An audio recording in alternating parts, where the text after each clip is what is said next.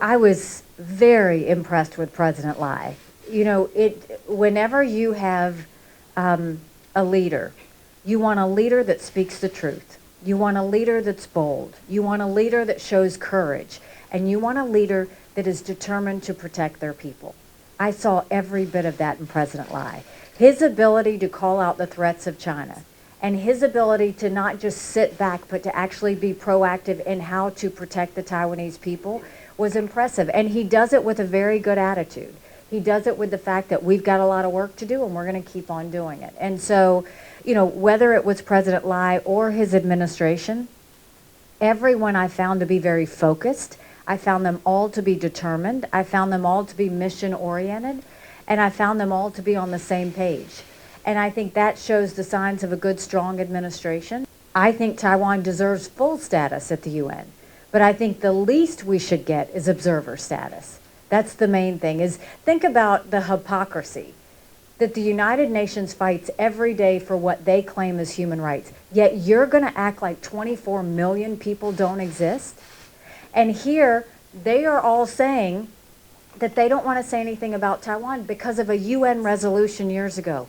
The UN resolution never mentioned Taiwan.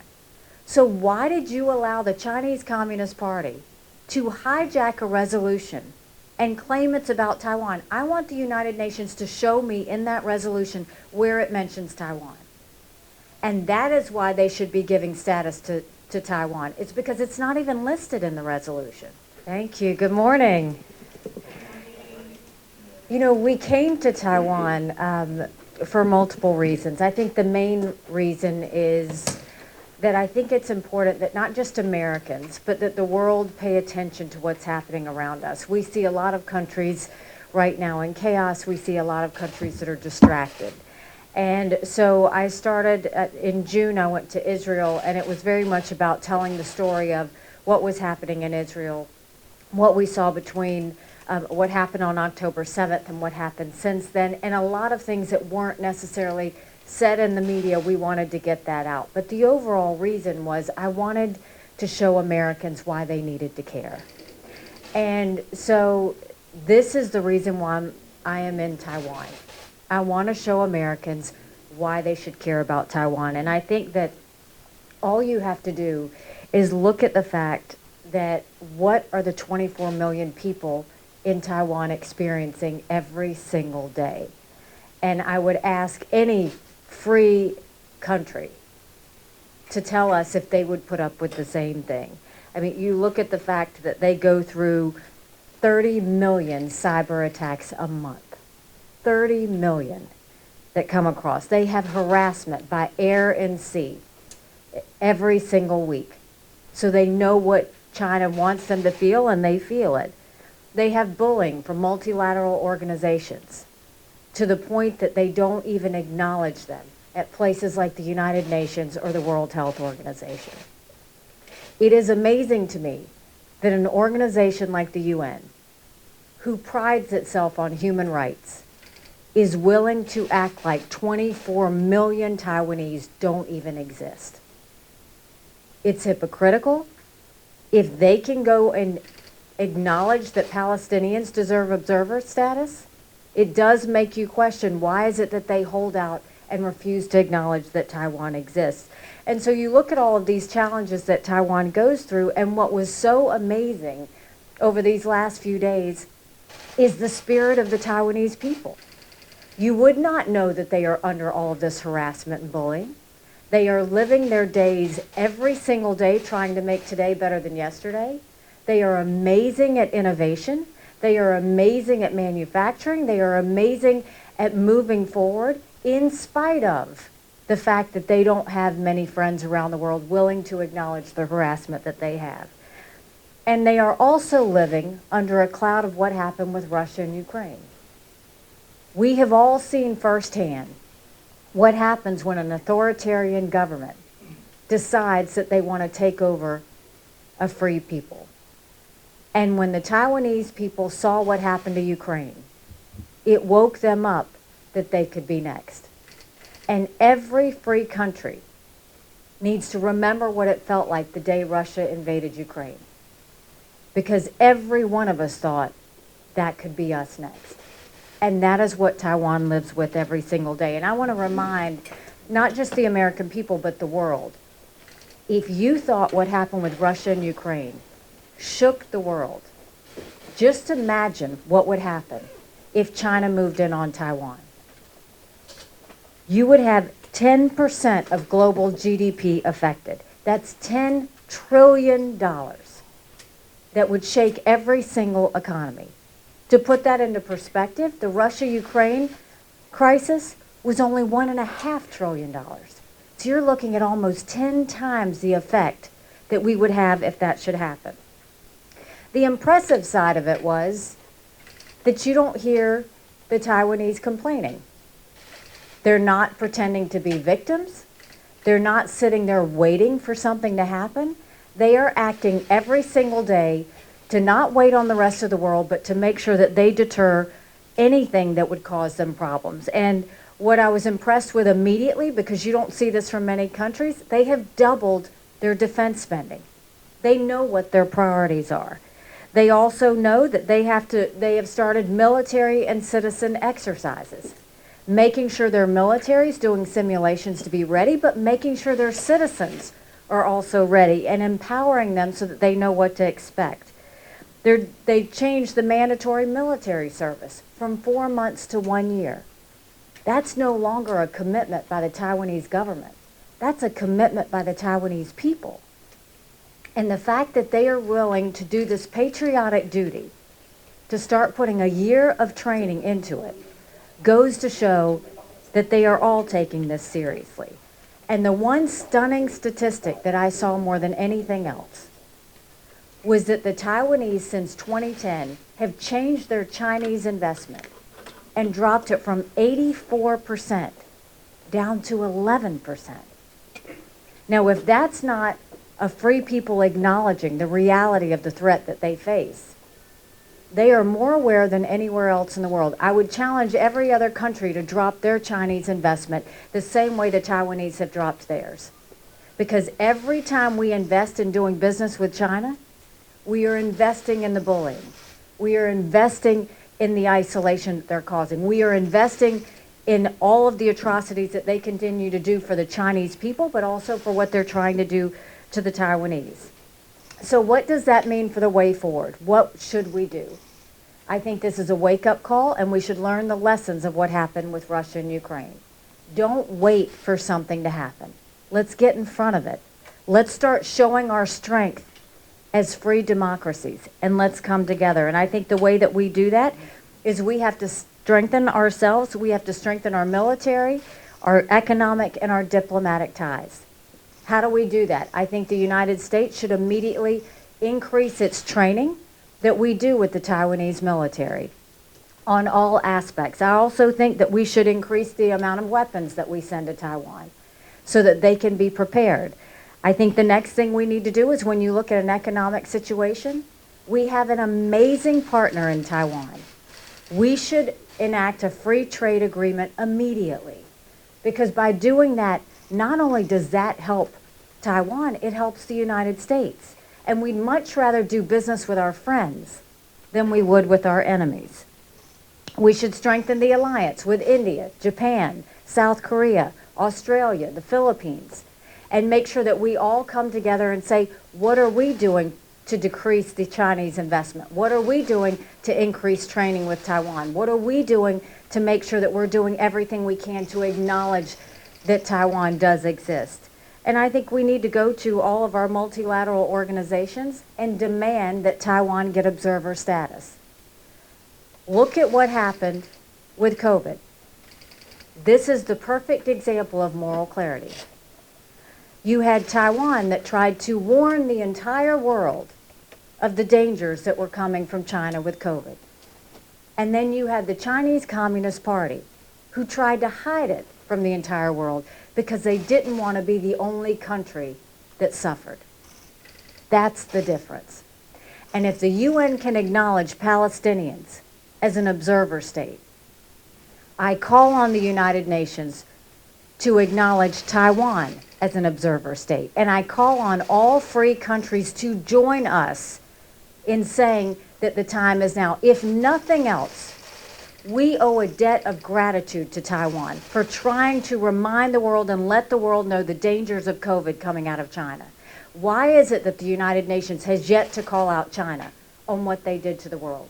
Millions of people died. We all lost relatives because of China's arrogance, because their secrecy, and because of the fact that they are a threat around the world. And we look at what happened with Ukraine and what has happened with China. China and Russia have held hands and said they are now unlimited partners. So if China is okay with what Russia did to Ukraine, that means Russia is going to be okay with what China might do to Taiwan. And we can't be okay with that. And finally, I think it's time that we call on all social media platforms to acknowledge the fact, Meta in particular, to acknowledge the fact that the algorithms encourage the Communist Chinese Party's talking points and suppress the Taiwanese. Meta owes it to us to show us the algorithms. Why is it that the Taiwanese talking points are suppressed? Why is it that the Chinese Communist Party's talking points are increased? I will continue to say, I think the United States and Taiwan and all free countries need to follow India's lead and ban TikTok once and for all. It is incredibly dangerous. TikTok is the cheapest form of warfare that China uses to spread misinformation and manipulation, whether it's in elections or whether it's to increase the value of what they want the Chinese Communist Party to be and to reduce democracies around the world. So this, I will tell you, has been an amazing trip, full of just real highlights of all that the Taiwanese people are doing, all that we need to be doing to partner with them, and all that I think the world needs to see.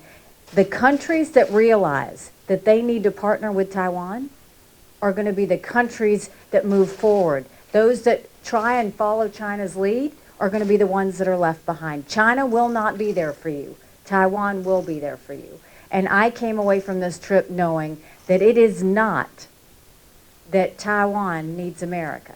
It is that America needs Taiwan. Thank you, and I'll open it up for any questions that you have. Yes, sir. Thank you. I'm Ben Blanchard from Reuters. President Trump seriously unnerved Taiwan a couple of weeks ago with some comments he made about how Taiwan paid for its defense, made Taiwan stolen US semiconductor business. Have you been given a message by the Taiwan government to pass on to President Trump? Or if not, when you get back to the United States, you plan a meeting with Donald Trump to discuss what you saw here and what you were told during your visit to Taiwan? The Taiwanese government did not imply or want me to pass along anything. I think, if anything, I will tell you that it is an amazing partnership when the U.S. can design and Taiwan can manufacture.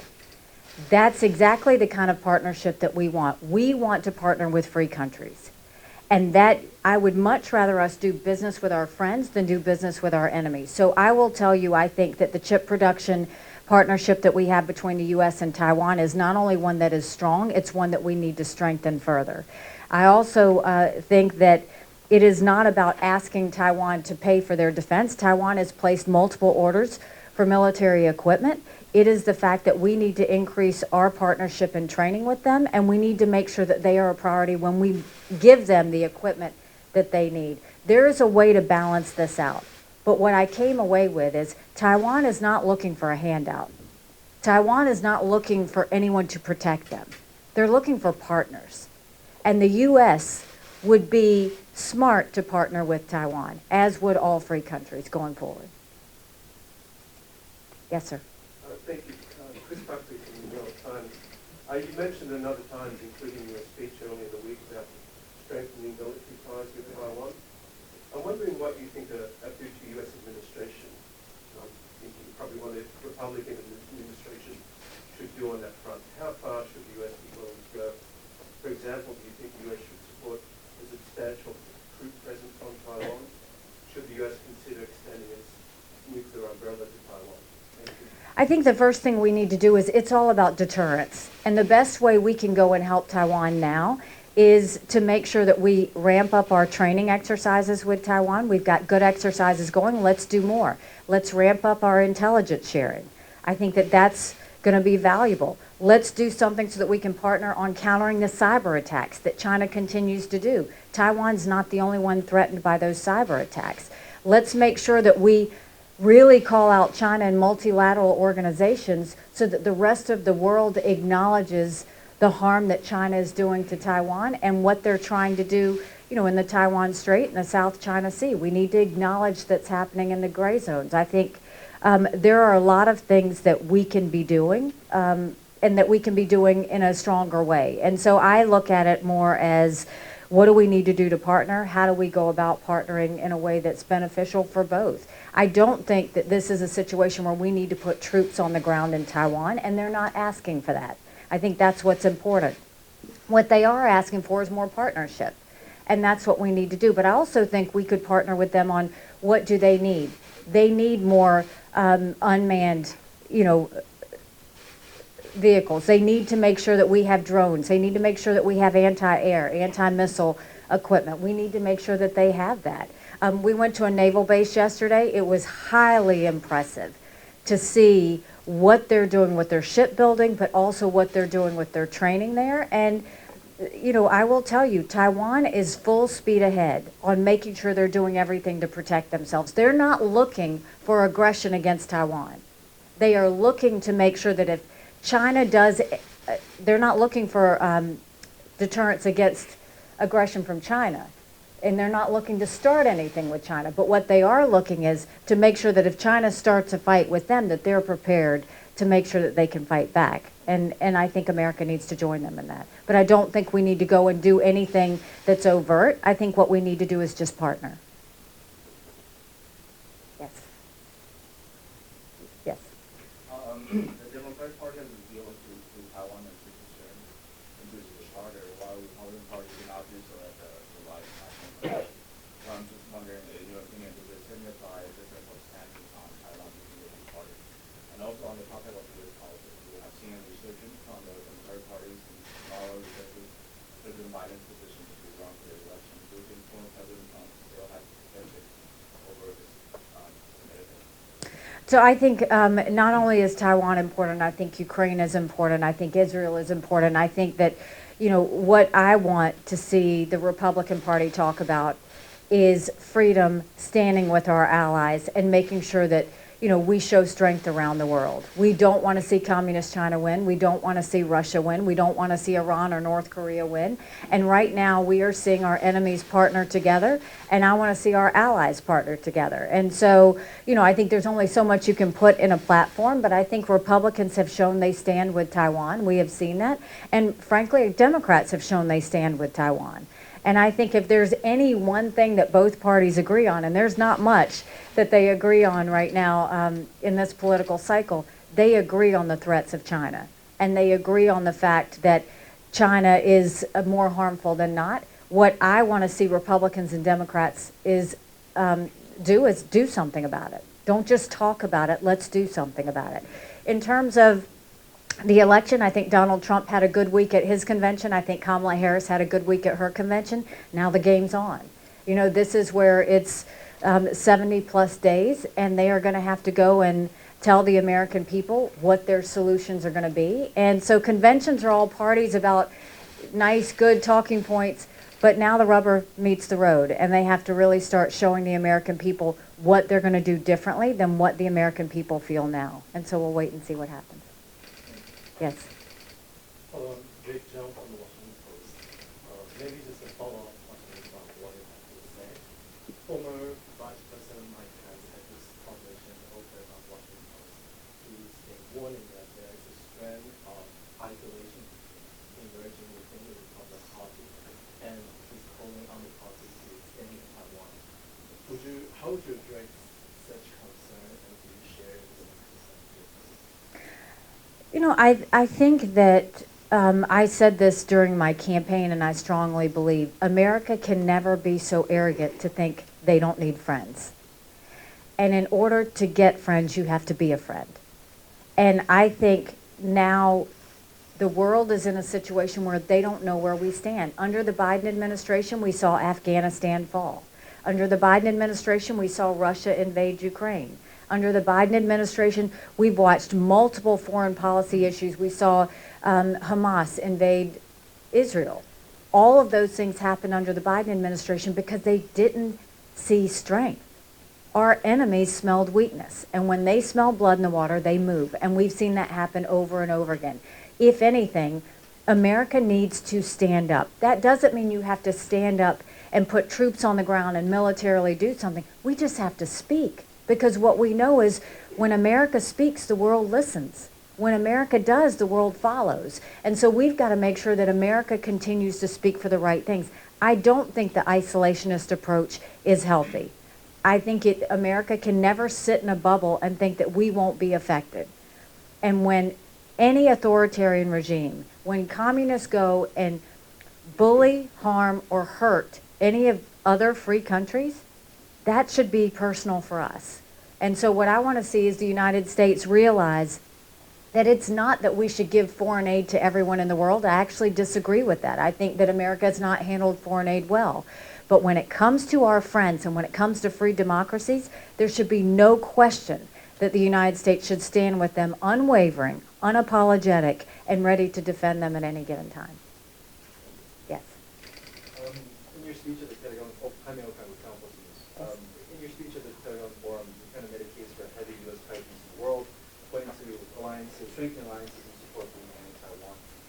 Endorsing Donald Trump for president seems to have maybe different views on that issue, but do you think a second Donald Trump presidency would bring U.S. closer to that role they're envisioning rather than a Harris administration would? I think that what I have seen, I served with Donald Trump in the administration, and so it's not what I think, it's what I witnessed. And what I know is that we did show American strength in the world. And you saw that we pushed back against China. We put more sanctions on Russia than any other administration. We got ourselves out of the Iran deal. We put more sanctions on North Korea than, any time in a generation. And so I think that all of that strength that we showed is the reason that we didn't see any wars, we didn't see any invasions, we didn't see any harm that happened during that time. I think Donald Trump would bring that back. What I would assume is Kamala Harris is going to do exactly what Joe Biden has done. She was part of the administration. When Afghanistan fell, when Hamas invaded Israel, when Russia invaded Ukraine, where was Kamala Harris? She was in the Situation Room right next to Joe Biden. She was there making the exact same decisions. Those decisions have made the world less safe. And so what I want to see is strength. I want to see strength from free countries. I want to see strength for democracies, and I want to see stronger alliances. And I think that's the part that I know that Donald Trump would bring, and that's why I think we would be safer with Donald Trump as president. Yes, sir. I represent the Associated Press. Thank you for taking my question. My question is, how do you see the next U.S. administration, be Harris or Trump, reshape the U.S.-China relations and the consequences that Taiwan will take? I think that under a Trump administration, I think that we would see more accountability. We would hold China to account. I think that's what happened in the last Trump administration. I think that's what would happen going forward. I think trade would be more strained because I think that we realize that China uses their trade in ways that aren't helpful to free democracies. I think under the Harris administration, they have shown themselves to not want to rock the boat. I think that they would, while I do believe that they would stand with Taiwan, I don't think that they would hold China to account. And so I think that the softness that we have seen from the Biden administration would carry on through a Harris administration. Yes. You said President Lai in our national security official this time, and from your conversation with them, do you think that they were sending a similar message on China and its pressure, or do you think the message is Well, I was very impressed with President Lai. Whenever you have a leader, you want a leader that speaks the truth. You want a leader that's bold. You want a leader that shows courage. And you want a leader that is determined to protect their people. I saw every bit of that in President Lai. His ability to call out the threats of China And his ability to not just sit back, but to actually be proactive in how to protect the Taiwanese people was impressive. And he does it with a very good attitude. He does it with the fact that we've got a lot of work to do and we're going to keep on doing it. And so, you know, whether it was President Lai or his administration, everyone I found to be very focused. I found them all to be determined. I found them all to be mission oriented. And I found them all to be on the same page. And I think that shows the signs of a good, strong administration. And so I was very pleasantly surprised that while it hasn't been that long of this administration, they really are hitting the ground running. They're very much focused on what they need to do to not just protect themselves from China, but what do they need to do to grow Taiwan from an economic standpoint? What do they need to do to improve the quality of life for the Taiwanese people? Their whole focus is not China. A priority is China, but the main focus is how do they lift up the lives of the Taiwanese people, and that was incredibly impressive to see that they're moving forward in spite the bullying that's happening from China. Yes. Following that question, because there are many reports that officials in Washington are nervous to interact with President Lai because they think there may be lack of diplomatic experience. So after this visit to Taiwan, did you feel they need to be nervous with examples of the Lai University? I mean, what I hope that we will see from elected officials in D.C. is this is not a time to be soft. This is a time for a strong spine. I would like to see more elected officials visit Taiwan. I would like to see more elected officials stand up and call on the UN that if you're going to give the enormous amount of money that the U.S. gives to the UN, we should demand observer status for Taiwan. We should demand that Taiwan be in the World Health Organization. I think Congress on both sides, Republicans and Democrats, owe it to Taiwan to not just tell them in back rooms they support them, but stand together at a podium and say, not only do we support Taiwan, these are the actions we're going to take. I call on the next administration to do a free trade agreement. That's the best way we can show China that we are not deterred by what they do. And so this is a time where I would say stop the talk and start with the action, and not just for the U.S., but for free countries everywhere. It is time that Taiwan get their due, and it's time for everyone to stand with them and prove it. Yes. Julia from CNA, and in your speech 2 days ago, you mentioned that Taiwan should be the full member of the UN, and now it's observer states. And is there any thought process difference, or what's your opinion on that? I would love to see them as a full member. I just know that the UN is a farce. The UN is, you know, they like to say that they are that they have moral clarity, and they lack that in a strong way. I think Taiwan deserves full status at the UN, but I think the least we should get is observer status. That's the main thing, is think about the hypocrisy that the United Nations fights every day for what they claim as human rights, yet you're going to act like 24 million people don't exist? And here, they are all saying that they don't want to say anything about Taiwan because of a UN resolution years ago. The UN resolution never mentioned Taiwan. So why did you allow the Chinese Communist Party to hijack a resolution and claim it's about Taiwan? I want the United Nations to show me in that resolution where it mentions Taiwan. And that is why they should be giving status to Taiwan. It's because it's not even listed in the resolution. And so I would ask all of you, knock on the door of the Security Council and the Secretary General, and don't stop until they give us an answer for this. If Taiwan's not listed in the resolution, if you just gave observer status to the Palestinians, why do you not allow Taiwan in the World Health Organization when they were the ones that tried to save the world? They deserve at least that. Why do you not acknowledge Taiwan in terms of at the UN when we look at all the semiconductor chip production that the whole world benefits from? Why would you ignore, you know, a free people that are really providing so much good in the world? That's the part that I see, is that it's really offensive that the UN says that. You know, I saw it, the UN, I fought hard to have the Taiwanese people just be allowed to get into the building of the UN. They're not even allowed in the building. No Taiwanese elected officials are allowed in the building. No journalists are allowed in the building. No students are allowed in the building. And so we fought to have that happen, and we made inroads, and it was about to happen until the Chinese threw a temper tantrum, caused fear in the Secretary General, and he caved. But if that's the case, where's the human rights in that? Because it doesn't make sense. And so, look, I think that there's a lot of hypocrisy at the UN, but they can start clearing their name if they just start focusing on Taiwan and saying this is a wrong that we need to make right, and we're going to go forward. Who hasn't been called on? Yes. Thank you. I'm Julie from Pinetown. And with the upcoming United Nations General Assembly, I'm curious next, what additional methods do you think Taiwan can use to clarify the misunderstanding surrounding resolution and implementing rules?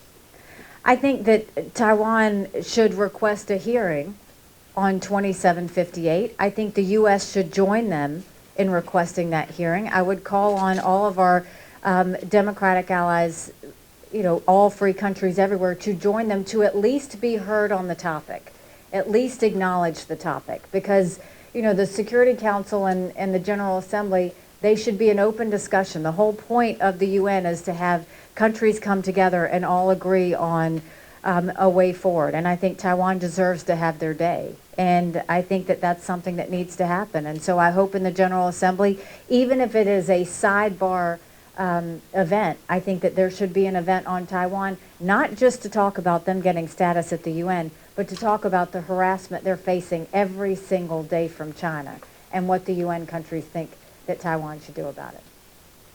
Yes. I'm Joyu Wang with the Wall Street Journal, and good to see you again. Yes. Just a quick question back on, the military collaboration between the U.S. and Taiwan. I mean, after, weeks of meeting with Taiwanese officials, do you get a sense of, what's their priorities or, the sense of, urgency that they would need the U.S. to help on, and to what extent that you think the U.S. should do, and if we're not to that point yet, what do you think about the obstacle that, hindering us from going to that point? I very much sensed the urgency from Taiwanese officials, not in a panicked way, but in a way that they are moving forward on their part through military exercises, through increased training, through making sure that they're dealing with these cyber attacks. But they want friends. Taiwan wants partners in this, and I think they would like to see, they're very grateful for the United States and the collaboration that we have, but they would like more. And I join them in that. I would like to see more training happen. I would like to see more intelligence sharing. I would like to see us do more trade with them. Economic power is military power, and I think that's the best way the U.S. could work with Taiwan now, is let's increase our economic activity with each other. Because it's a win-win situation. So I did sense that they very much want to see more collaboration. They do need to see the backlog of, weapons move forward. I think that's something that they feel. But they also want to be a partner. They want to know what is it that they can manufacture here that will help the United States. I think that's a great collaboration that needs to happen. And so what I would hope is that the U.S. would also make Taiwan a priority, the way Taiwan is making their partnership with the U.S. a priority. But it's also nice to see Taiwan is building partnerships with many countries around the world and increasing their economic engagement with other countries around the world. And so I would hope that between Japan, South Korea, India, Australia, the Philippines, that we really lift that up even further to see what else we could do together. All right, one more, guys. Yes, I think we haven't called on. Jerry Gonzalez. Following the UN State discussion, how do you think can we join the UN? Do you think should we join it as ROC for Taiwan? Well, I think that knowing the temper tantrum that China would have, I think they would have one either way. I think that's up to the Taiwanese to decide. I don't think the U.S. should in any way tell Taiwan what to do. I don't think whether it's status, whether it's anything else, I think the U.S. should be a friend to Taiwan. And whatever Taiwan does, we should support them in that. And so whatever the Taiwanese government would decide, I think America should support them and rally around them and make sure that that happens. I want to thank you for taking the time. I will tell you that these messages that we have, we are going forward. We're going to take them and show them to Americans. Yes, sir, did you?